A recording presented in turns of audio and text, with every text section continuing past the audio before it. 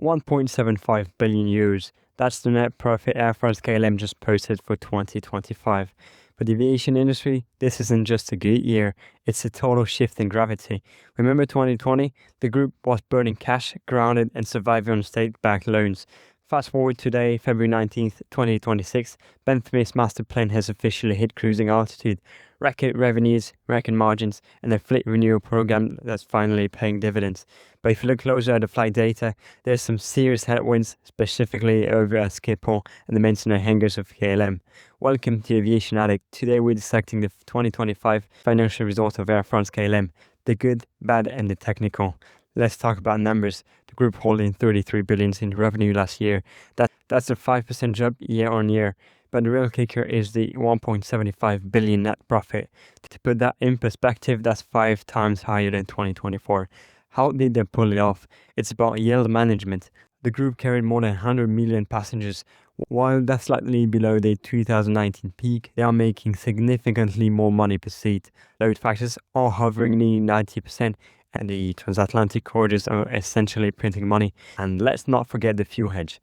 A slight dip in global kerosene prices saved the group nearly 400 million in operating costs. When you're flying thousands of block hours a day, those cents per gallon make or break your balance sheet. If you're a nav geek, you know the Ben Smith era is defined by one word: premiumization. Air France has stopped trying to out-low-cost the low-costers. Instead, they've gone all in on high-yield cabins. We're talking about the massive rollout of 1-to-1 business class seats and the expansion of premium economy across the long-haul fleet.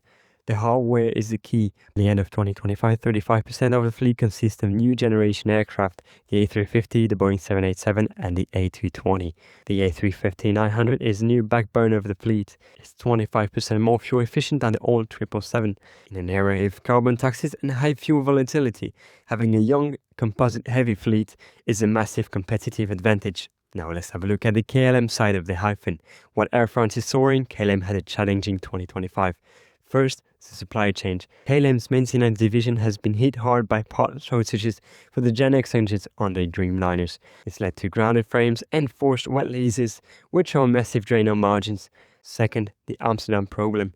The Dutch government and Schiphol Airport hiked airport taxes by 41%. For a hub-and-spoke carrier like KLM, this is a nightmare. It makes Schiphol one of the most expensive hubs in Europe, pushing passengers toward Frankfurt, Istanbul, or Doha.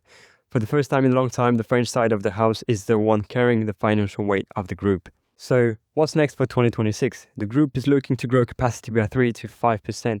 Watch out for the integration of Scandinavian Airlines into the SkyTeam ecosystem. This gives Air France-KLM a huge foothold in Northern Europe. But the warning lights are still blinking on the overhead panel. The Russian airspace remains closed, adding hours of flight time to Asian routes. Geopolitical instability in the Middle East is shifting flight path, and the cost of sustainable aviation fuel is looming a massive future expense.